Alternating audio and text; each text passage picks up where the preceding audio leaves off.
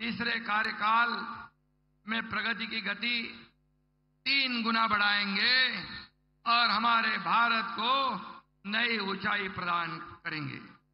ये 100 दिन तो एक झांकी है, मोदी साहब की बड़ी इनिंग अभी बाकी है। मोदी जी के नेतृत्व में देश को महासत्ता बनाने का 140 करोड़ जनता का सपना 100% पूरा होगा। आने वाले वर्षों में हमारी एनडीए सरकार दुनिया के सबसे ताकतवर देश की सूची में भारत का स्थान मजबूत करेगी, ऐसा हमें विश्वास है।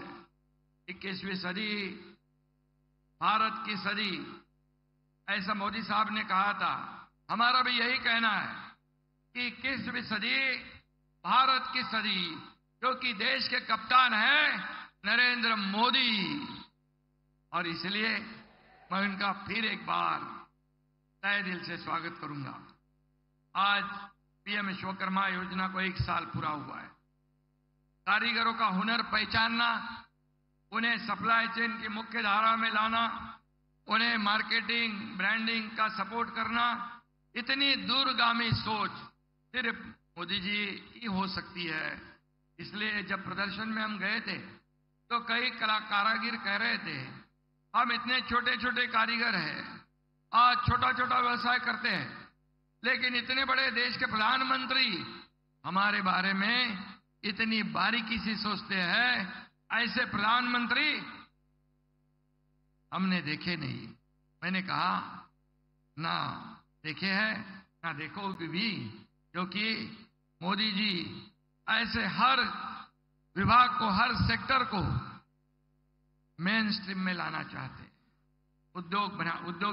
उद्योजक बनाना चाहते हैं, लोगों को रोजगार देना चाहते हैं। और इसलिए आज महाराष्ट्र में पीएम विश्वकर्मा योजना में 14,72,000 से ज्यादा एप्लीकेशन रजिस्टर हुई है।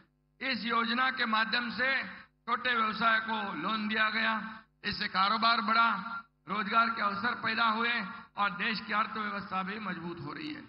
यह मोदी जी के सबका साथ सबका विकास के समग्र दृष्टिकोण का सबसे अच्छा उदाहरण है। और इस योजना की पहली वर्षगांठ पर मैं पूरे विश्वकर्मा समाज की ओर से प्रधानमंत्री मोदी जी को बहुत बहुत धन्यवाद देना चाहता हूं। मोदी जी ने देशातील महिलांना आत्मसन्मान मिळवून दिला। 10 वर्षात ग्रामीण भागातल्या 10 कोटी महिला आत्मनिर्भर झाल्या। नारी शक्तीला बळ देण्यासाठी आज मोदीजींच्या शुभ हस्ते पुण्यश्लोक अहिल्यादेवी होळकर स्टार्टअप योजनेचा शुभारंभ देखील होतोय आणि महिलांना स्टार्टअपसाठी 25 लाखापर्यंत अर्थसहाय्य मिळणार है। महाराष्ट्र देश में महिला स्टार्टअप में पहले स्थान पर होगा और दूसरे राज्यों को भी प्रेरित करेगा, ऐसा मुझे विश्वास है। आज आपण 1000 कॉलेजमध्ये आचार्य चाणक्य कौशल्य विकास केंद्र सुरुवात करतोय। वर्षभरात 3 लाख विद्यार्थ्यांना प्रोफेशनल ट्रेनिंग दिली जाणार आहे। आणि म्हणून त्याचबरोबर अमरावतीमध्ये मगाशी देवेंद्रजींनी सांगितलं, पीएम मित्रा टेक्सटाईल पार्कचे भूमिपूजन होत आहे। 8,000 कोटींची इन्व्हेस्टमेंट असलेल्या या पार्कमध्ये 2 लाखापेक्षा जास्त रोजगार मिळणार आहे। या पार्कमुळे संपूर्ण परिसराचा मेकओव्हर होईल, देशाच्या अर्थकारणाला देखील हातभार लागेल। मोदीजी कधी छोटी स्वप्न पाहत नाहीत। आपला देश जसा महान तशीच मोदीजींची स्वप्नेही महान आहेत। आणि म्हणून मुंबई को ग्लोबल फिनटेक कैपिटल बनाने का निर्धार उन्होंने किया है। फिनटेक तकनीक 2030 तक भारत को $7 ट्रिलियन अमेरिकी डॉलर की अर्थव्यवस्था बनाने की दिशा में योगदान दे सकती है, जिसमें महाराष्ट्र का बड़ा योगदान हो सकता है। इस सपने को साकार करने के लिए हम दिन रात मेहनत कर रहे हैं। कल ही हमने नवी मुंबई में एक महत्वाकांक्षी सेमीकंडक्टर परियोजना का भी भूमि पूजन किया है। 3rd लार्जेस्ट इकोनॉमी बनने का सपना भी हमें साकार करना है। मोदी जी पूरी दुनिया में देश का मान सम्मान बढ़ा रहे हैं और मनी लॉन्ड्रिंग और टेरर फंडिंग को भी रोकने में भारत की कोशिश प्रभावी बन रही है और यश भी मिला है, ऐसा FATF ने कहा है। और दूसरी तरफ आज हम देखते हैं कि हमारे कुछ लोग विदेश में जाकर हमारे देश को बदनाम करते हैं, आरक्षण रद्द करने की बात कहते हैं। और मैं ये कहूंगा, जो आरक्षण संविधान डॉक्टर बाबा साहेब अम्बेडकर जी ने दिया है, उसे किसी को भी रोकने या खत्म करने का अधिकार नहीं है।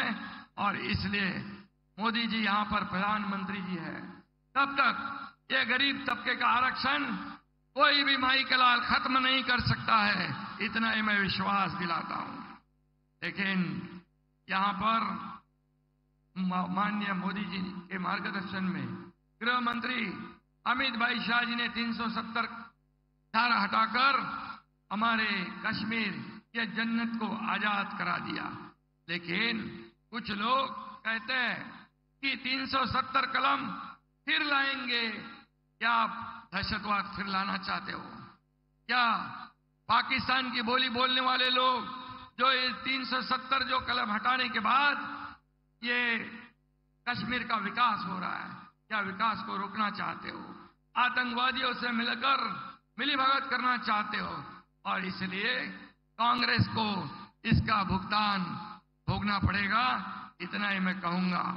मोदी जी ने कई क्रांतिकारी फैसले लिए हैं। अब प्रधानमंत्री मोदी जी ने वन नेशन वन इलेक्शन का ऐतिहासिक निर्णय लिया है। मैं मोदी जी का अभिनंदन करता हूं, उनका स्वागत करता हूं। आज पूरा देश उनके साथ खड़ा है। मोदी जी की सभी योजनाएं, सभी निर्णयों का उद्देश्य देश के पिछड़े कमजोर वर्गों का कल्याण करना है और यही उनका एकमात्र उद्देश्य है। आम आदमी का सम्मान बढ़ाना, उनकी ताकत बढ़ाना, उनकी समृद्धि बढ़ाना।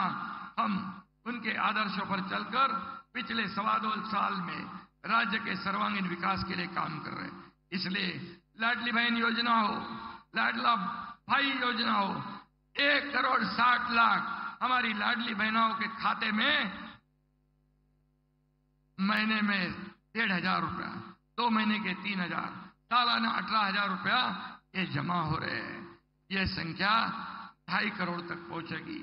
और लेख लड़की योजना हो, अन्नपूर्णा योजना हो, लड़कियों को मुफ्त में प्रोफेशनल एजुकेशन हो, वयोश्री योजना हो, तीर्थ दर्शन योजना हो, ये सब योजनाएं नई क्रांति समाज में लाएगी। और मोदी जी के नेतृत्व में महाराष्ट्र के नए विकास के नए शिखर पर पहुंच रहा है। प्रधानमंत्री जी के आशीर्वाद से महाराष्ट्र का विकास बुलेट ट्रेन की तेज रफ्तार से होगा, ऐसा मैं विश्वास व्यक्त करता हूं। शेवटी जाता जाता एवढंच सांगतो, करू महाराष्ट्राचा विकास, आणू सुखाची नांदी, कारण आपल्या मागे खंबीरपणे उभे आहेत नरेंद्रजी मोदी ही। धन्यवाद। जय हिंद, जय महाराष्ट्र। आज हम राज्य सरकार द्वारा शुरू हो रही आचार्य चाणक्य कौशल विकास योजना और पुण्यश्लोक अहिल्या देवी होलकर महिला स्टार्टअप योजना का उद्घाटन करने जा रहे हैं। उससे पहले मैं बताना चाहूंगी कि इस कार्यक्रम में आज आचार्य चाणक्य कौशल विकास योजना में सहभागी 1000 कॉलेजेस के 7 लाख विद्यार्थी वीडियो कॉन्फ्रेंसिंग के माध्यम से इस कार्यक्रम में जुड़े हैं। माननीय प्रधानमंत्री जी से अनुरोध है कि वे आचार्य चाणक्य कौशल